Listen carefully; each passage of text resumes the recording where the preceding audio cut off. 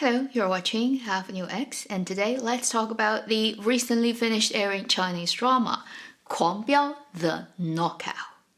This is a 39-episode drama that has just finished airing on the platform iQIYI plus CCTV. It is, to date, iQIYI's most popular drama, ever since they started running their internal system of deciding which drama is popular. The drama is directed by Xu Jizhou, written by Xu Jizhou and Zhu Junyi, and it is produced by CCTV, iQIYI, 留白影视, 长安出版传媒, and then 中央政法委, which is China's Political and Legal Affairs Commission, the central government organization that is the daddy to the police bureau, the prosecution bureau, the court system. In terms of a drama being able to have the state behind it that is to do with crime drama, this is the highest level you can possibly reach. The drama is an original script. It's a very dramatized version and mixing many different real cases into this one story. It is led by a very impressive cast of people who are the best actors in China, including Zhang Yi, Zhang Songwen, the two male leads. All the other people are also very famous, like Wu Gang, Zhang Zhijian, Wang Xiao, Gao Ye, Li Yitong. The list goes on. For such a successful drama, how would Avenue X rate it? Well, this is actually very difficult. It's impossible for me to rate this drama as a whole. I have to rate it as parts. First,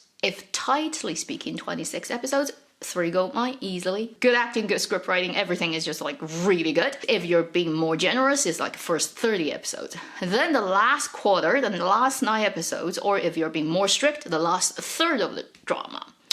Ran into something that I worried about from day one when this drama started airing and got really popular. Unfortunately, turned out to be true, which is severely cut down, re-edited, redubbed, changing original storyline, changing quite a couple of characters' trajectory. I don't know for what reason. Maybe censorship, maybe other things. We're gonna talk about it later. And I hated it so much. So for that part, I can't rate it. I would rate it like 2 landmine because I hated it, okay? So when you have that, how do you rate the whole drama? For the good parts, it's great. For the bad parts, I don't even want to look at it. You know, you need to tell me how I should rate this type of drama when it has that kind of split. This is anti-crime drama, and you can also look at it as led by 2 main lead actors who both happen to have the surname Zhang. And Zhang Yi plays the person on the good side. He's a policeman. Zhang Songwen plays the bad guy in the story. You're gonna see crossing 2-3 decades of their power struggle between these main characters. It starts from current time, from top-down governmental level, coming to local places. One hand, dealing with criminals. The other hand, dealing with people who are dealing with criminals who are corrupted. Now, let's get into the good and bad part.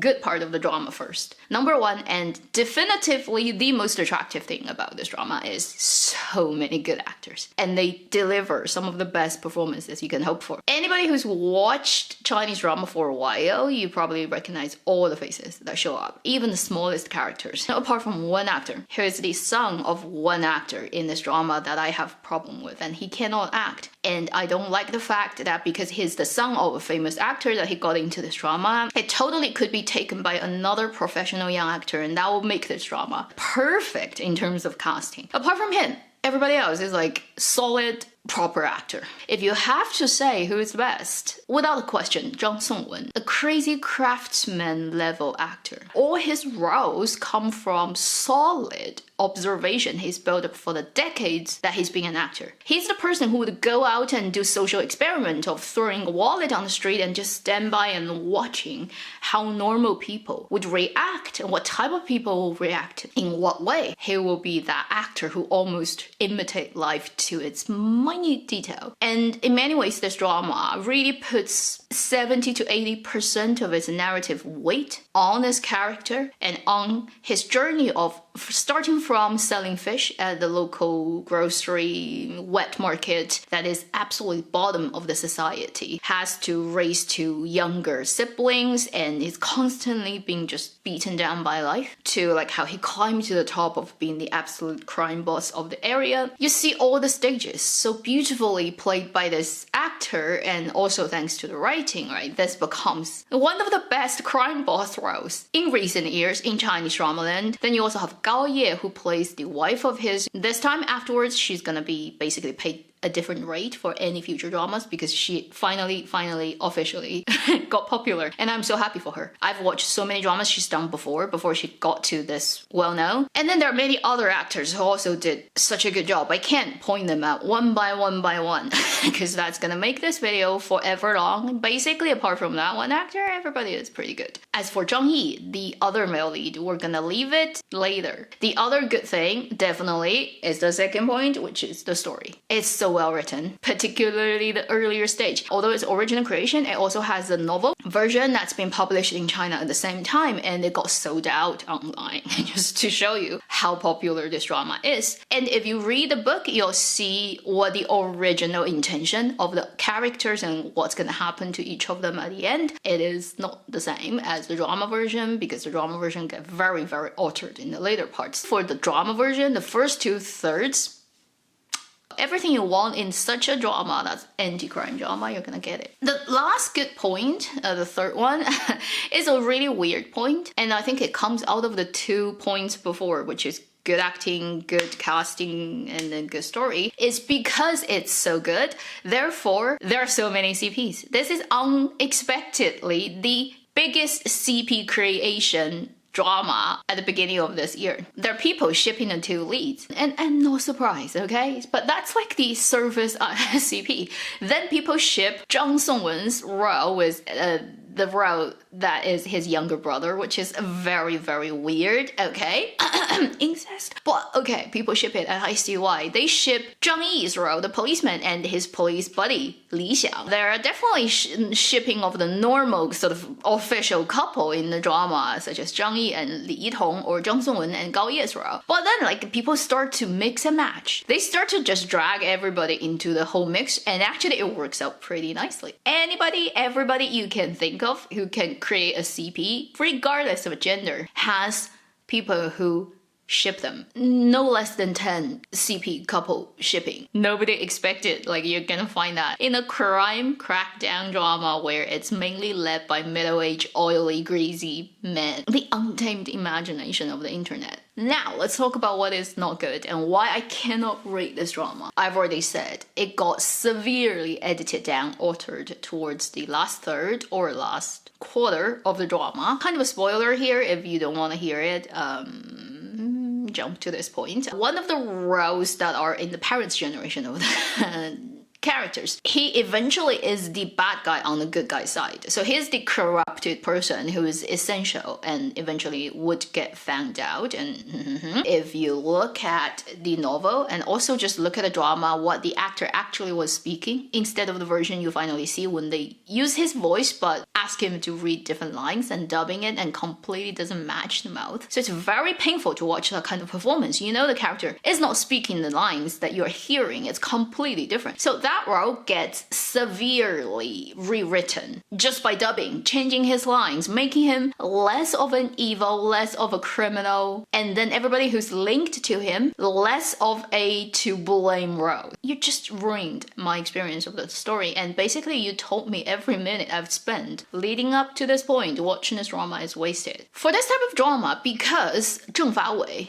is one of the producers, so I do not know what went on in the process of making this drama. It wouldn't make sense if they've already had the script down and started shooting, and then Zheng Fawei didn't know anything about it, and they've written something that Zheng Fawei is like not approval of, and that ended up being why it got edited down to this? Or is it like Zheng Fawei is okay with their story, everything got down, but once it went to Guangdian NRTA, National Radio and Television, it didn't pass censorship for a reason? And then if that's the case, then, you know, like, who has the say in the end, and what happened in the process? What resulted in the drama eventually ending up looking like this? Only the producer, the director, the writer of this drama would know exactly what happened, and they will never tell you. As audience, I don't think I should be burdened with the, you know, like investigating what happened behind the scene if it gets up like this. And it reminded me basically of the 扫黑 crime crackdown. That drama also had similar problem, is the last bit of the things, for whatever reason, they had to change certain things that the characters said or done. It got so messed up that I lost all interest and I got very frustrated. And it kind of taught me a lesson. In the future, any Chinese drama, if it's a crime crackdown drama of such nature, I will not go into this drama before it completely finished airing. Then the other thing I'll briefly mention is I am not happy with Zhang Yi's performance, honestly speaking. If you've been watching my channel for a long time, you know, I used to say very good things about his performance, and he usually does a very good job at acting. And I think not so long ago, I actually mentioned during one of those, whatever review I made, I can't remember, but I remember I said something like, if one day I can see Zhang Songwen and Zhang Yi acting in the drama opposite each other, that would be my dream coming true. Be careful what you wish for. If you remember where I said that, let me know, because I can't find it. I can't remember, but I know I've said it, okay? I definitely have said that. So this drama, in a way, is dream coming true to me. Therefore, it becomes even harder to swallow. One thing is it got so changed towards the end that I'm unhappy. The other thing is I'm not happy with Zhang Yi's performance. I expected better things from him. His acting starts to becoming very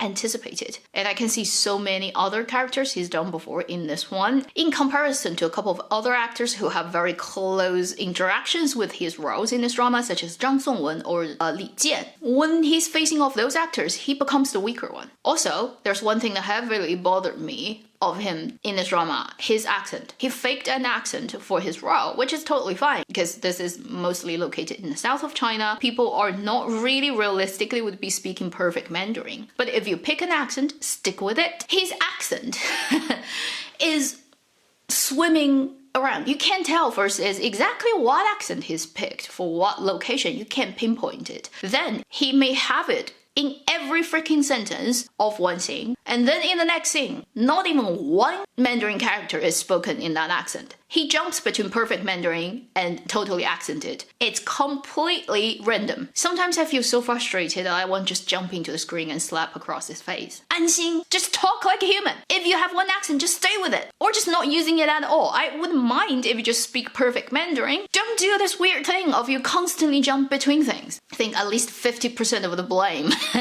on the fact that I don't like his performance would sit on the accent alone, and then it's the rest of the things. So that pretty much can conclude now of my review on this drama, why it is great, but also it's problematic, why I enjoy parts of it so much, but then the other parts I just want to grab my chair and just slam the screen and the production company. Then the final thing, just a little bit chat, like I would add on to this is after watching quite a few crime crackdown dramas of such nature, I realized one thing that I previously wasn't aware of is why I just never had a huge interest in this type of drama. My childhood is actually immersed in this type of environment. My father, before he retired, worked at a government organization which in a way has a lot of power because they can decide what gets built and not built, and when it gets built, how many stories you can have, how big a square footage you can have. Imagine the money that could go into working at such government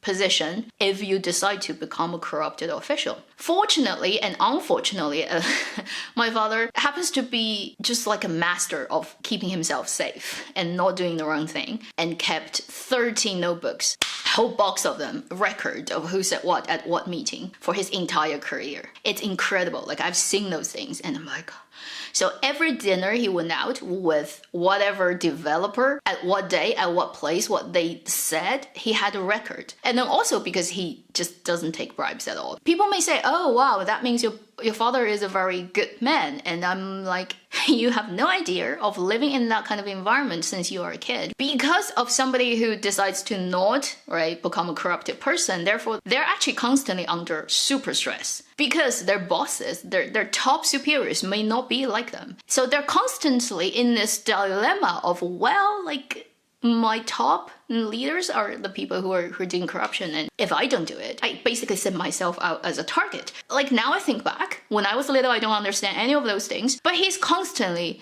under stress. Therefore, he's like a really bad-tempered person. And as a kid, I would suffer at the end of that stick. So I basically am a sufferer of corruption in a very weird way that you may not expect that could happen. so much difficulties I've had in my childhood completely comes from that. And I can give you an example of the stress I had to endure since I was a kid. In China, just nobody lives in the house in the city. Okay, we all live in apartment buildings. You just cannot have a single house. And if you work for certain bureaus of the government, you basically have all your colleagues living in the same building. So everybody knows your door number. Ever since I was like in primary school, I remember every freaking Chinese New Year and everybody is at home. My parents would switch off the lights at night, turn down the television to the minimum volume, pretending nobody is at home. Because from morning till night, there are people knocking on their door because they want to come in and bribe my dad. Our household phone would be ringing also from morning till evening. That's before cell phone was available. And we can't really pick it up because that will mean we're at home and they're gonna come over. If you unplug it, right, people will hear like in the phone, it wouldn't say nobody is answering, but it will say it cannot be connected. So they know that you are doing it. Every Chinese freaking New Year, I had to spend it like that, like a thief in my own home, just because of this. Now I think back, because all the pain I've suffered, therefore I can't watch this type of drama. I would feel my skin starts to burn. I'll feel like I have an allergic reaction.